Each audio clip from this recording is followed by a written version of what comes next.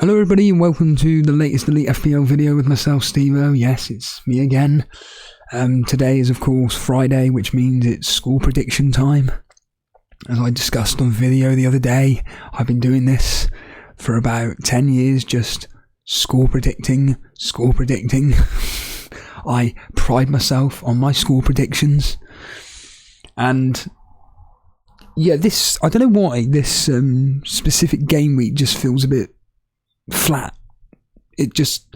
We've come off the back of a double game week, and then we got a blank game week next week, and it seems that more people are concentrating on their blank game week rather than this specific one. I.e., do I free hit in game week 32 or 34? Do I take a -8 in blank game week? Do I take a -12? And so on and so forth. Do I take a -4 this week to bring in the players for the blank game weeks and I can use the free hit in game week 34? And that seems to be the discussions that I'm seeing on Twitter. And yeah, just no one seems to be talking about this game week. Is it because basically everybody's captain Haaland? Is that as simple as it gets? I would think the answer is yes. He's got an absolutely ideal fixture, and I'll be honest with you, there is a thought process in my head, a very small thought process, and when I say a very small one, it's smaller than a flea. What does that mean? Ooh, don't you know? Fleas.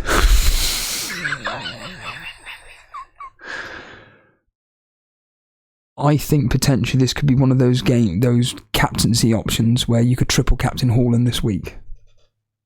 Genuinely, I think that he is a perfect triple captaincy option for this this single game week. I actually envisage him scoring a hat-trick. Don't know why. Well, you do know why, Steve-O. He's one of the best strikers in the world right now, if not the best striker in the world.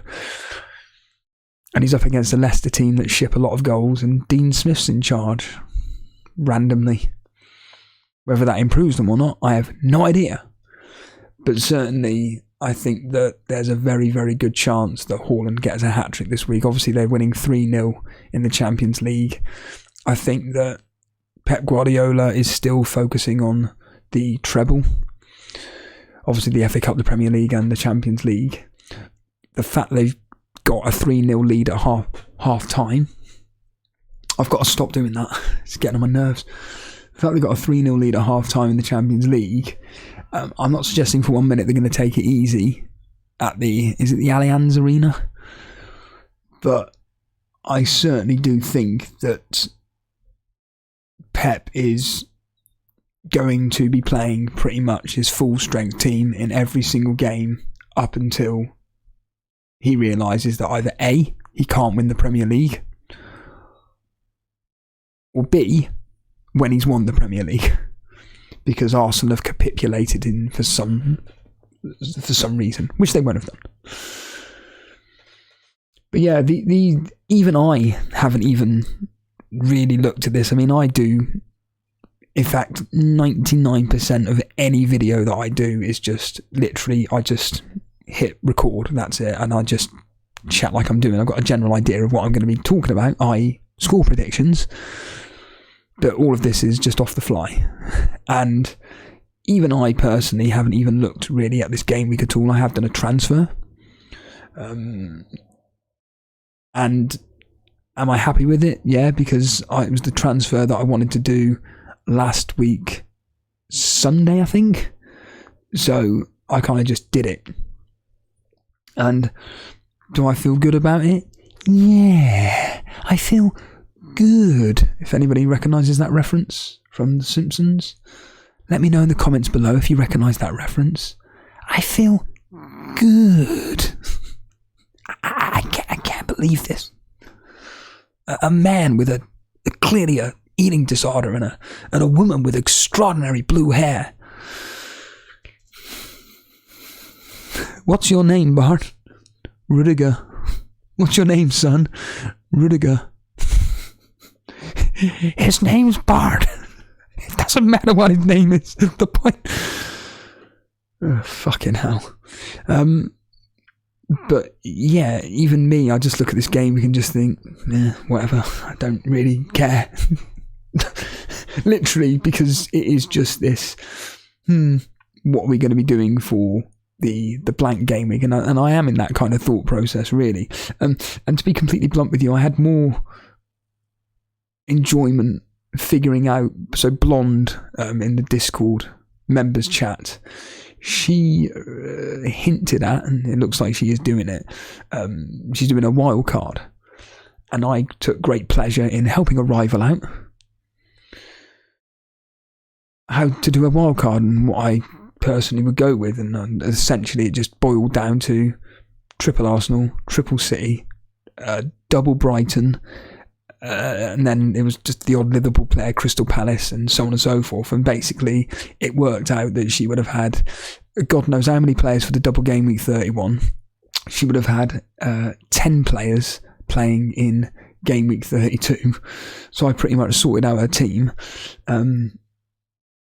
at the expense of me, because, like I said, she's a rival, and I am going to say it again, if it wasn't for Salah and Tony missing penalties, I would be level on points with her, and I would only be 10 points behind Jason.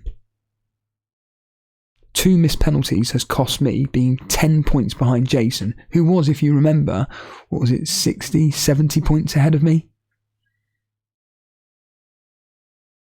So, yeah, I think that's going to be something at the end of the season which could be one of those where it's like, fuck, if those two had scored those penalties, I may have won the Moderator League.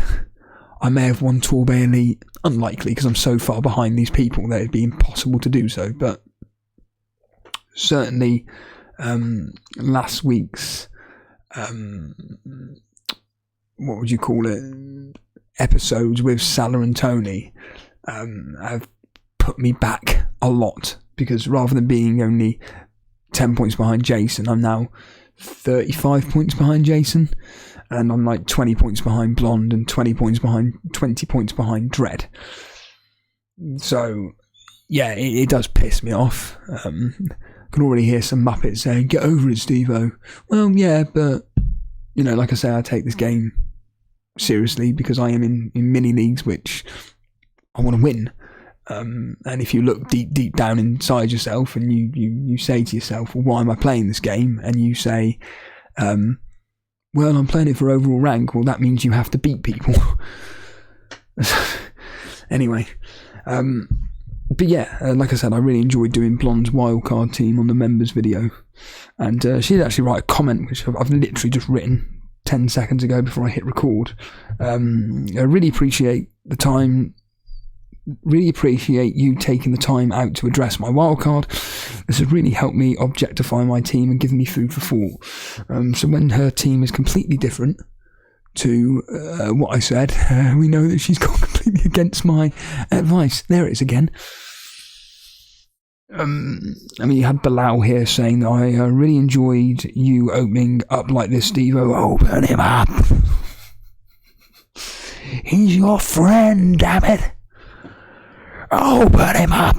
You should never feel obligated to do anything. I can say I appreciate all the hard work you put into all these videos and streams. Hard work doesn't put into it. It's just, I'll be honest with you, it's more the time. It's not hard work. Me sitting here in front of, like I said, a webcam, chatting shit, whatever anybody takes from it, is down to them. But essentially, it's just me chatting shit in front of a camera, in front of X amount of people that want to enjoy what I do. This ain't hard work. What's hard work is Tesco.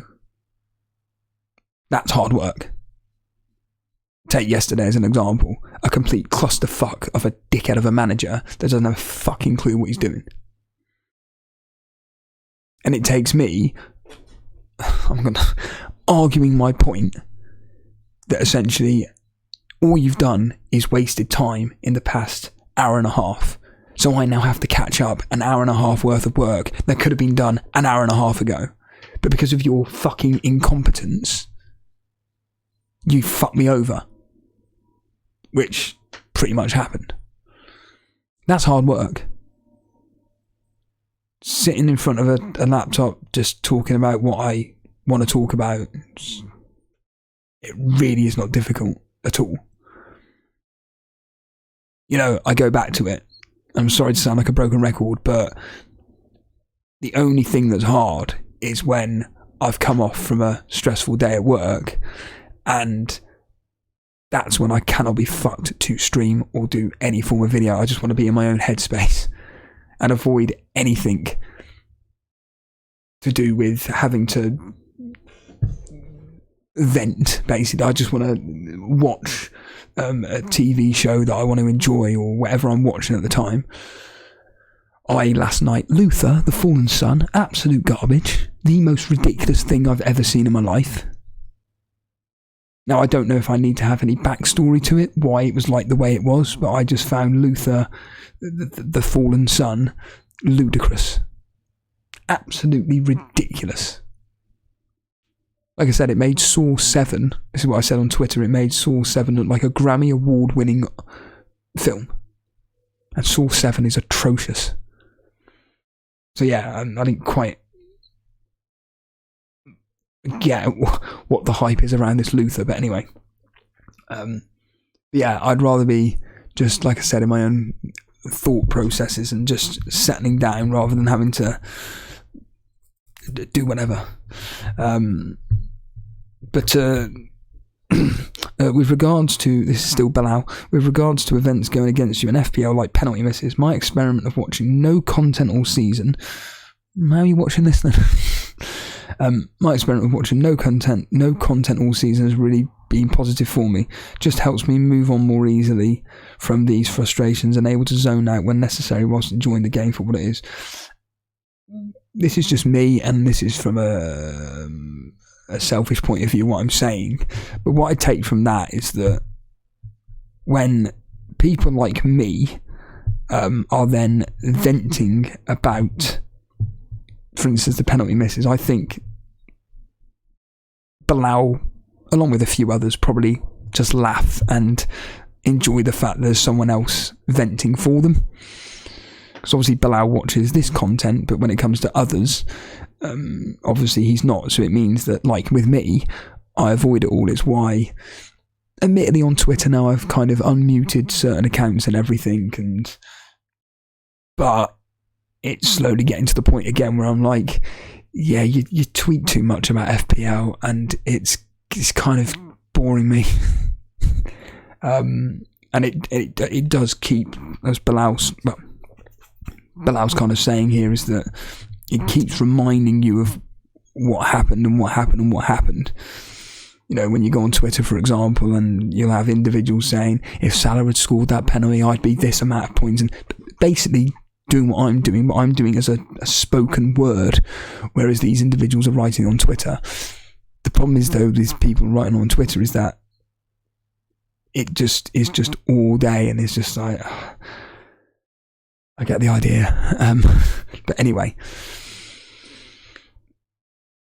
so not being reminded of what's happened at the weekend and stuff does, like I say, allow you to forget about it. It's like me on Saturday, for example, when I ended the stream. I went out for the walk and I genuinely had forgotten, because I was having such a lovely walk with Steve, I genuinely had forgotten about football. Like the first 10-15 minutes of the walk, I'm not going to lie, I was just thinking, cunt, cunt, cunt, cunt, cunt, cunt. But an hour into it, it was just, I'd completely forgotten about the Premier League. And then when I got home at about 5:05ish, I came into my room and I was like, oh yeah, the football. And then also I looked at results and whatever happened. But certainly doing things that help you avoid something that's a negative experience, that's a very, very good thing. You know, I've said it 1,000 times, your mental health is key. And, you know, that video that I did the other day, for example, and, you know, I had a few people reach out to me and just essentially say what certain individuals are saying on the comments, or they private message me, and it's, the usual line is usually kind of what Bilal is saying here. Never feel obligated. We appreciate the work you do. Blah, blah, blah, blah. If you need someone to speak to, and it's like, as much as I appreciate that, I've got plenty of people I talk to. Me, you know how much I hate being on my phone anyway, but me being on my phone and DMing someone or whatever about talking about the same things that I talk to someone that's very, very close to me, and just repeating myself over and over, if anything, doesn't help me at all. And like I say, I'm not saying it's a bad thing that people are reaching out and saying what they're saying, but the reality of the situation is that from my own mental health standpoint, within reason, I'm fine. And like Harbour Boy said, I cannot wait for the day when Stephen has finally when Steve-O has finally jacked in Tesco's and has found a job which is completely less stressful. It's true. I can't wait for the fucking day. Fucking great. And that's the issue, isn't it? It's not one aspect which is stressful, i.e. FPL. Yes, it can get to me. There's no denying it. But when you put on top of that the fact that, take Saturday as an example, it's not only has my differential missed a penalty, but I've now got to continue doing a stream for a further hour and a half, and then subconsciously I'm thinking about work the following day because I've got to get up at 3 o'clock in the morning. I'm not suggesting for 1 minute if I didn't work at Tesco's that the stream still wouldn't have ended, but that added pressure, if it was taken away from me, I could probably just say, I'm walking away from the stream for now. It will still keep running, but I'm walking away because I need to fucking get my head in the right headspace, and then maybe come back later and do another stream. Whatever. But the reality of the situation is that I can't do that, because it would mean staying up, and it's, oh wait, I've got to get up at 3 o'clock in the morning, so I've got to get my sleep in as well.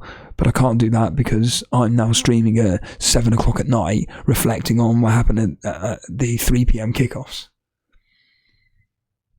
And all these things mount up, everything mounts up, but like going completely full circle. And regarding like the hard work and everything, and you know, trying to get away from everything, it's just try and do things that you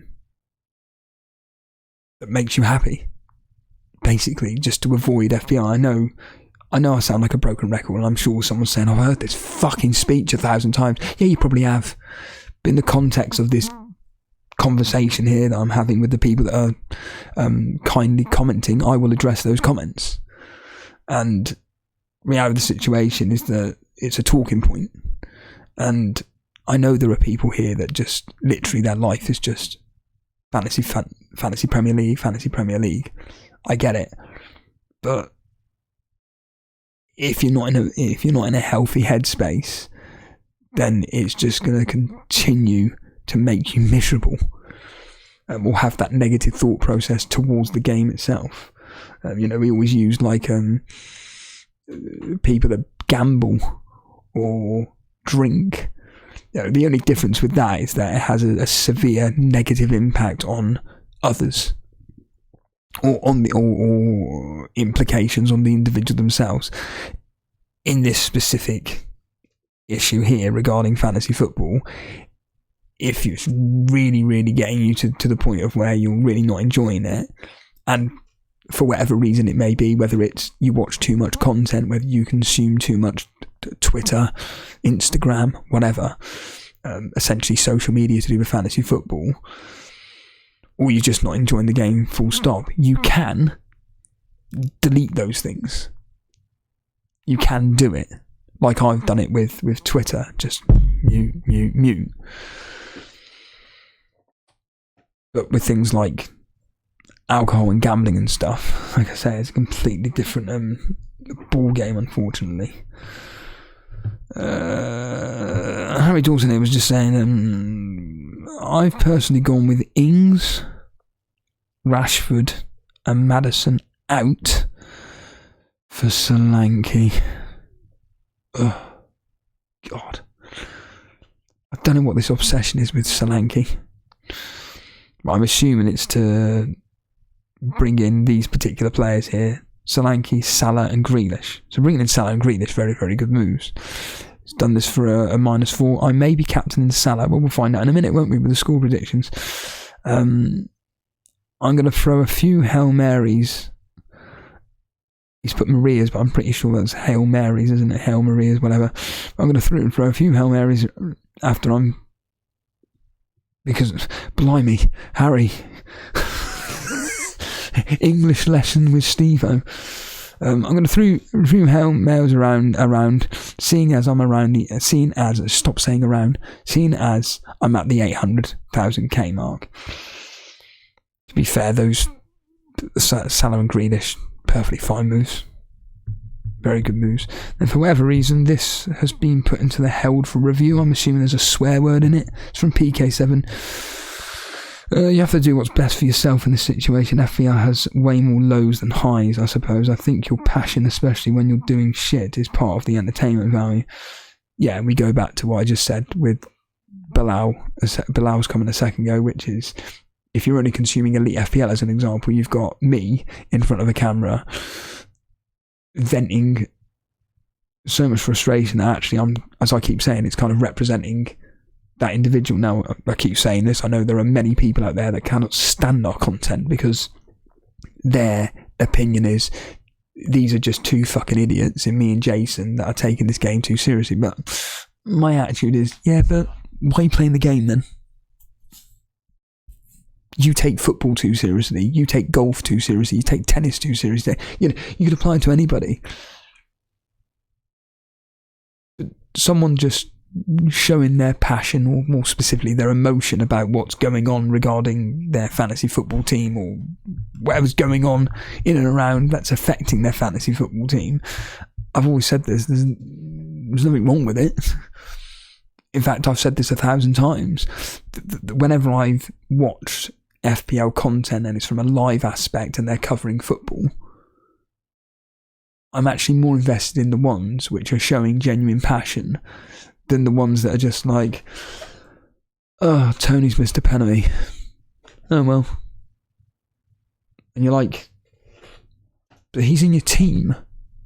You're just shrugging your shoulders. Like, I always find it offensive in a way, because it just tells me then that individual doesn't really care and they're only doing this for the sake of potentially just being popular. Potentially. You know, when I was listening into Chain Wrestling yesterday as an example, and on their non-wrestling topic, they were talking about rules that you would love to bring in anything in life, whether it's sport, whether it's your everyday life or whatever. Like, for argument's sake, Dan Griffin had put a rule in there which was, if anybody abuses or treats retail staff like shit, the retail member of staff is allowed to treat you like shit. As an example. And certainly something that was brought up by another podcaster was about the fact that anybody that's a high-end, a proper celebrity, not a social media celebrity, but an actual proper celebrity that's paid their dues in whatever work they do, like an actor as an example, and they're already on something like EastEnders or whatever, or Luther, but then they choose to do a podcast about whatever it may be. Now, admittedly, the example that was used was the Bella Twins, and they basically just said that all these people are doing is just cashing in because it's the popular thing to do, podcasting. It's like when my brother told me that Sylvester Stallone's daughters are doing a podcast. He's just like, why? Well, we get advertising money. It's just like, well, how much fucking money do you need? You know, it's like Mags made the point. He said, at the end of the day, really, the people that should be earning money from this is the ones that put the hard graft in. Now, like Mags said, I'm not suggesting that should be me, but But there are people out there that deserve to be paid for what they do, and not necessarily make it their job, but certainly on the way to their job. But the problem is that all the money goes to the massive celebrities that have already got a shit ton of money from the sport that they've done or whatever it is. And yet it's like Mags made the point about Conrad Thompson and his media site, and he goes, oh, there's no money in podcasting. But Mags made the point, yeah, because you've taken all the money. Why would an advertiser want to come to Elite FPL when he's got Joe Rogan, as a simple example? Even though Joe Rogan, slightly different is that I generally put him down as like a genuine podcaster. He's not the equivalent of, say, the Bella Twins or Sylvester Stallone's daughters, as an example. Don't get me wrong. If these people want to do a podcast, great, but, you know, and they probably do have some interesting stories, but the problem is they never do talk about interesting stories, do they? Who can I think of off the top? I can't even think of anybody off the top of my head now. I'll tell you what, actually, I know it's very popular, but the podcast Chatterbix, I know it's very popular, but to be honest with you, I'm not saying this, they're doing it for the wrong reasons, but based on the episodes that I've heard, the amount of times they basically bang on about the fact that they want to be number one, and to be honest, from what I'm understanding from it, it's not a joke. It's not like they're wanting to be number one because, like I said, because they record every single day and they release a podcast every single morning.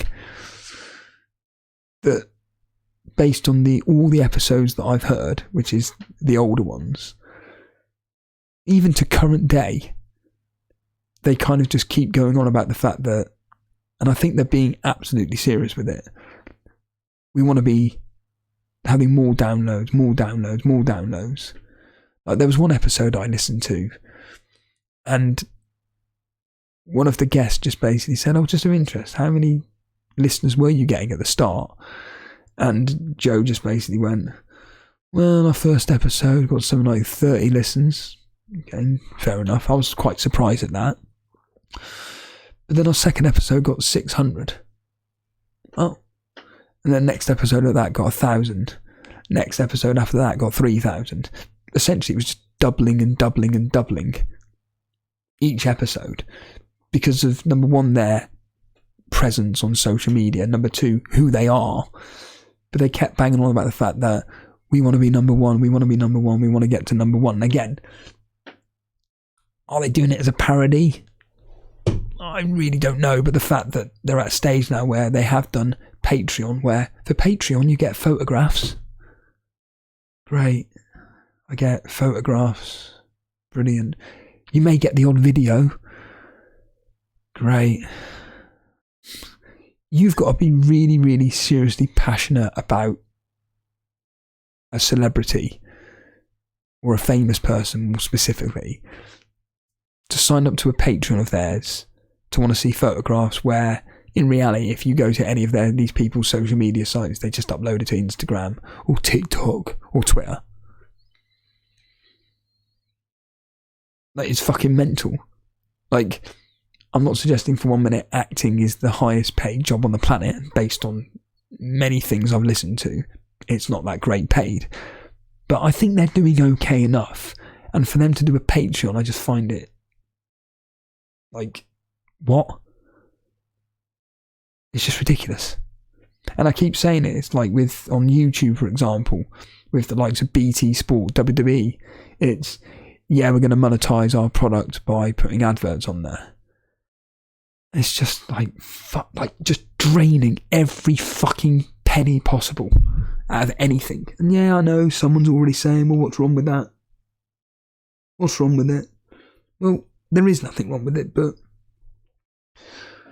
when you've got like small-time independent shows, like Elite FPL as an example, who are trying their fucking hardest to just, you know, get somewhere, and we can't even scratch a penny together because these absolute larger global conglomerates of like the likes of WWE and stuff, even though we're not in that category, but they're showing like the actual product on screen and stuff and just monetizing it. It's who the, like again, I go back to who the fuck wants to sponsor some other WWE style thing or whatever. It's fucking mad.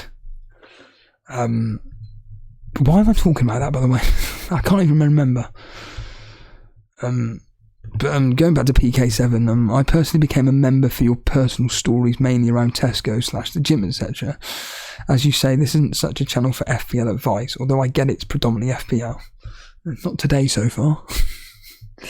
From what I can take, the members seem more invested in yourself and Jason when he's about wink wink, yeah. And this is it. I think, you know, to keep banging on about, if you know the context to our show, hence the video the other day of how this came about, it's not really about fantasy football. It is, but it's about the characters behind the camera, or if anybody wants to come on Discord or whatever, it's about them as characters. And people, like you say, I don't think really give a flying fuck about the fact that I'm going to say Spurs are home to Bournemouth. Yeah, it's probably going to be 2 or 3-0 to Spurs, although Bournemouth are very, very difficult to beat.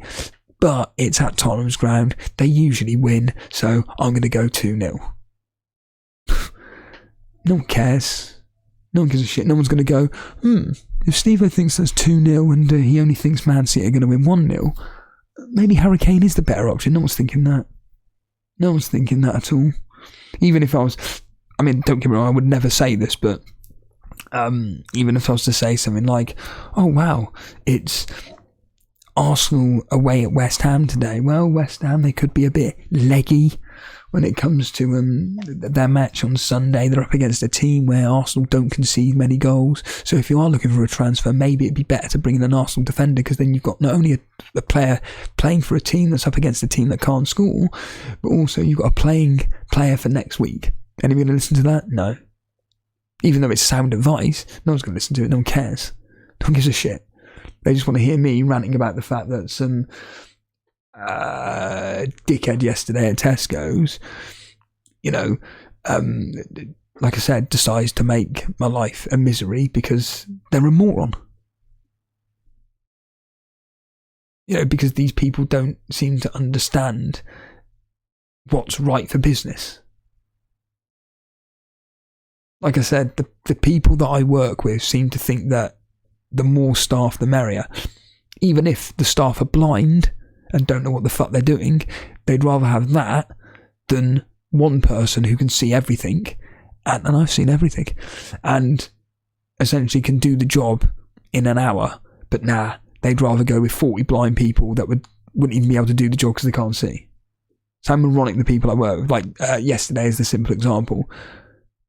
I want this person who's inexperienced doing this job to face up a whole of the fresh department, and as they're going along they take off that day's date and looking out for out-of-date stuff. Why? Because it's taken this individual 1 hour alone just to go through the fish. And there are 1, 2, 3, 4, 5, 6, 7, 8, 9, 10, 11, 12, 13, 14, 15, 16, 17. There are 17 mods on this department alone. So you think you accept, okay, some are smaller than others, but you think it's acceptable for someone to spend 17 hours to do the job? Because like I said, it's taken them 1 hour just to go for the fish mod alone. Are you that fucking thick? We have a process in place where a PDA literally gives you a list of what you have to find. That's it. And for the bollocks, for that dickhead to come out with, yeah, but, you know, the people in the evening may have missed things, right? Well, they've missed things, they're only human. Because based on your logic then, we would then have to do this every single fucking day. So we're wasting hours upon hours of resources into a job that doesn't need doing because it gets done the night before. But because you want everything to be done absolutely to perfection, you think it's worthwhile doing.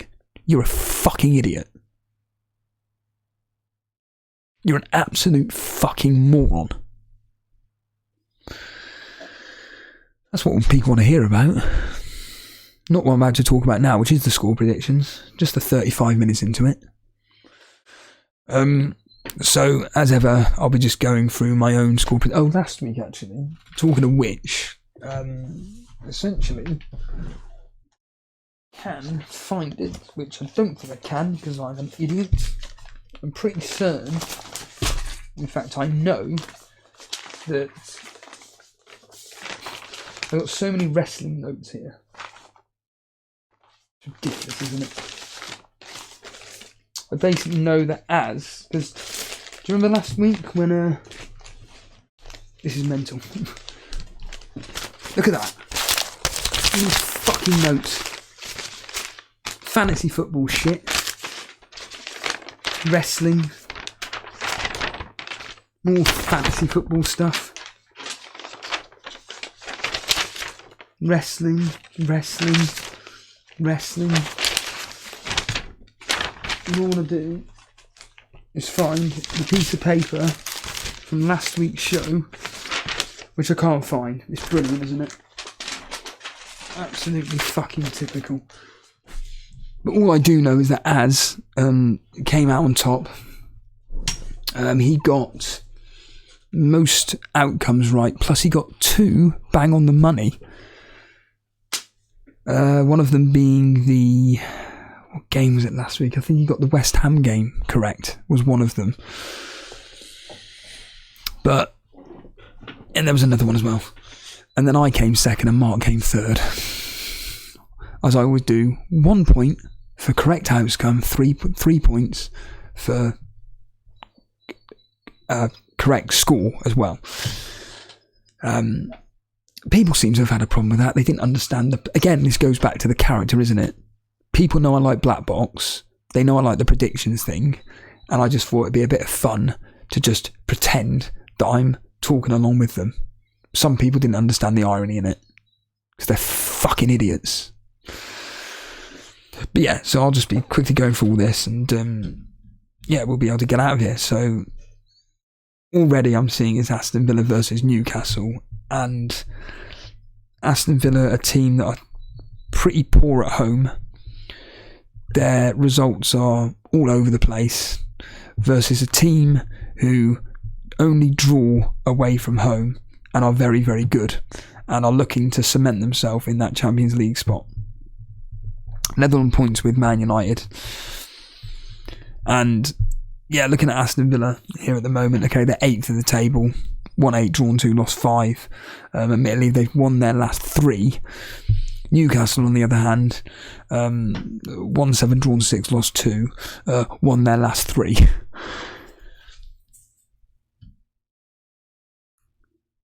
Can Aston Villa put a dent in Newcastle's run here? All I've got in my head right now is 2-1 to Newcastle. That's all I've got in my head. Aston Villa don't draw games, but Newcastle like to draw games. So, in theory, the prediction is actually going for a draw. But I think this is like a 2-1 either way, but certainly I'm probably going to go in favour of Newcastle. But if Aston Villa were to win this 2-1, or just win, I would not be surprised whatsoever. Oh God, Chelsea. Chelsea at home to Brighton. Brighton are winning this. Chelsea are absolutely atrocious at home, as we're fully aware.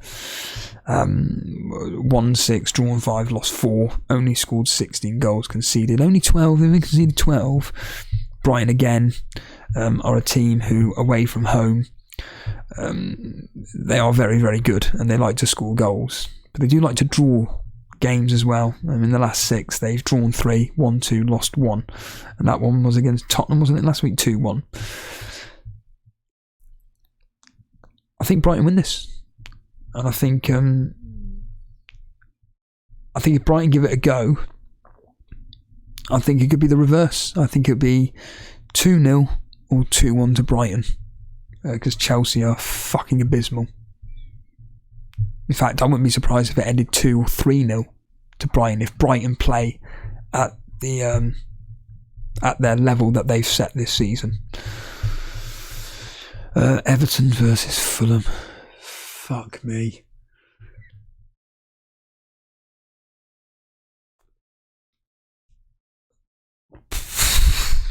Horrific fixture. Would you reckon 0-0, 1-1, something like that? I think I'll go with... Yeah, I think I'll go with a 0-0. Two teams that are just absolutely shocking at the moment. Fulham, it's just... Yeah, I'm going to go with 0-0. Southampton versus Crystal Palace. Fucking hell. Southampton, terrible at home, versus Crystal Palace, who had an incredible away victory. I still have no idea how the fuck that came about. Crystal Palace winning 5-1 against Leeds. I have no idea how this happened. I've just got in my head either 1-1 or 2-1 to Crystal Palace. I don't think Crystal Palace keep a clean sheet, but I say all that. Southampton are so bad at home. Scored 15 goals all season, 1-2, drawn 4, lost 9. The last 3 fixtures at home, they lost 4-1 to Man City. They drew 3-3 with Tottenham, and they lost 2-0 to Brentford. I'll go 2-1 to Crystal Palace, maybe like a 2-2. Spurs, Bournemouth, already said it, 2-0. 2-0 to Spurs. Wolves versus Brentford. Christ. Are Brentford now in cruise control? Last 4 fixtures, lost 2, drawn 2, only won 1 in the last 6, which was that Southampton victory. Wolves, on the other hand, they've won 2, drawn 1, lost 3, but the last 2 fixtures they beat Chelsea 1-0 and they drew 1-1 with Nottingham Forest. I think the fact that they're at home and their home record of the last 6 is actually very good. They beat Chelsea 1-0, they beat Tottenham 1-0, they beat Liverpool 3-0, and they beat West Ham, guess what, 1-0. The 2 losses came against Bournemouth 1-0 and Leeds in just some bizarre 4-2 fixture. This has got, again, a team potentially losing here to 0. And because Wolves are at home, I'm going to go with Brentford to lose 1-0, sadly. Man City, Leicester, this could be anything, really. I've got it in my head, 4-0. I'm going to stick with 4-0. There's always a chance, though, Leicester can score. You know, in the last 6 fixtures, they scored 1 against Crystal Palace, 1 away at Brentford. Didn't score against Southampton, surprisingly. Didn't score against Man United, but no one does away at home. They scored 4 against Aston Villa, and they didn't score against Nottingham Forest. Yeah, I'm going to go 4-0 or 4-1 to Man City, but 4-0 is my official prediction. West Ham, Arsenal. I always had in my head 2-0 Arsenal, and I think I'm going to stick with that. I think, you know, despite that hammering by Newcastle, which again came out of absolutely nowhere, I don't expect it to be that kind of game against Arsenal. I think that, you know, between these 2 teams, you know, if I was to look at their head-to-head, the history between these 2, I'm pretty sure it's quite within reason, quite tight. Not many goals in it. I could be completely wrong here. Well, the odd 3 goals scored by a team, so 1-0 Arsenal, 2-1, 3-3, 2-0 Arsenal, 2-1 Arsenal, 3-1 Arsenal. So, yeah, I think 2-0, 2-1 to Arsenal in this specific case here. Because Arsenal away from home, like I say, are actually a very, very good team. They don't concede that many, and West Ham just can't score. Nice to see Ben Rama got a rest. Came on at the 60th minute again. But yeah, away from home, Arsenal are just ridiculous. 1-11 drawn 2, lost 2. Only conceded 11 goals. Obviously they conceded against Liverpool, but Liverpool were at home. But they beat Fulham 3-0. They beat Leicester 1-0. They beat Aston Villa 4-2. They had a 2-0 against Tottenham. And yeah, they lost to Everton 1-0 in that little mini crisis, but thankfully it hasn't come to haunt them. So yeah, I expect Arsenal 2-0 in that fixture. Nottingham Forest, Man United. I think there could be an upset here. My understanding is Man United aren't great away from home, and they're not. 1-6 drawn 2, lost 6, scored 17, conceded 29. Admittedly, seven of them were away at Liverpool. Last 4 fixtures do not look good away from home for Man United. They lost 2-0 to Newcastle. They lost 7-0 to Liverpool. They did beat Leeds 2-0, and they lost 3-2 to Arsenal. They don't draw many games, but Nottingham Forest at home do draw games. The last 4, 3 of them have been draws. I'm going to go with a 1-1. There's a chance that Nottingham Forest may nick it 2-1. I think there's going to be a potential shock here.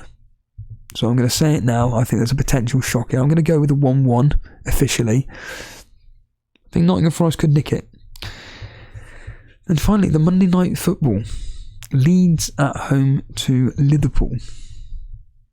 Liverpool, abysmal away from home versus a team that are terrible at home. We got 555 for Leeds. 1-5, drawn 5, lost 5. Lost 5-1 to Crystal Palace. They beat Nottingham Forest 2-1. Drew to Brighton 2-2. Beat Southampton 1-0. That's the anomaly so far. Just the 1 goal. They lost to Man United 2-0. And they drew 0-0 with Brentford. They've only scored, well, I say only, they've scored 21 goals at home, conceded 24. Liverpool, on the other hand, 13th in the table, 1-3, drawn 4, lost 8. Last 6 fixtures, and they've only scored 14 away from home. 0-0 with Chelsea, but they always draw with Chelsea 0-0. They lost 4-1 to Man City, but who doesn't lose that amount of goals? The shock one being 1-0 to Bournemouth. 0-0 with Crystal Palace. 2-0 to Liverpool against Newcastle. And then 3-0 away at Wolves. Do you know what? That is pointing to a Leeds win to 0. So maybe if anybody's doing bets, maybe put that down as both teams to score no, or Leeds to win to 0 potentially. The history though is suggesting this as it loads up here. Liverpool like to play Leeds. So this, I'm going to go back to 2020, 12th of September 2020. Liverpool 4, Leeds 3, Leeds 1, Liverpool 1, Leeds 0, Liverpool 3, Liverpool 6, Leeds 0. And then the last time these played each other, which was in October, which was at Anfield, I think it's their only loss. They lost 2-1 to Leeds. On that day, just to remind you, the goal scorers were Rodrigo scored after the 4th minute, Mo Salah scored after the 14th, and then Somerville scored in the 89th minute.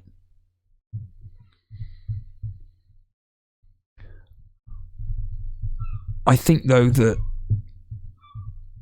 this could be a high scoring 2-2, 2-2, 3-2 either way. I always back Liverpool to score, despite the fact that their away fixtures suggest that Leeds could win this to 0. I think that, from my perspective, this could be a high-scoring game here.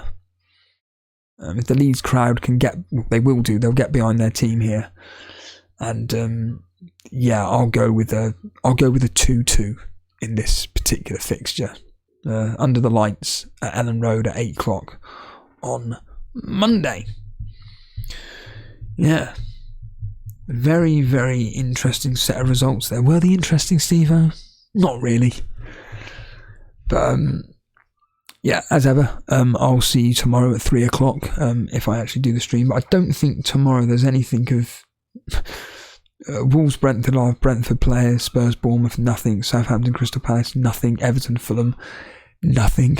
Chelsea, Brighton players. So, actually, I'll be looking out for the Brighton game tomorrow. So, yeah.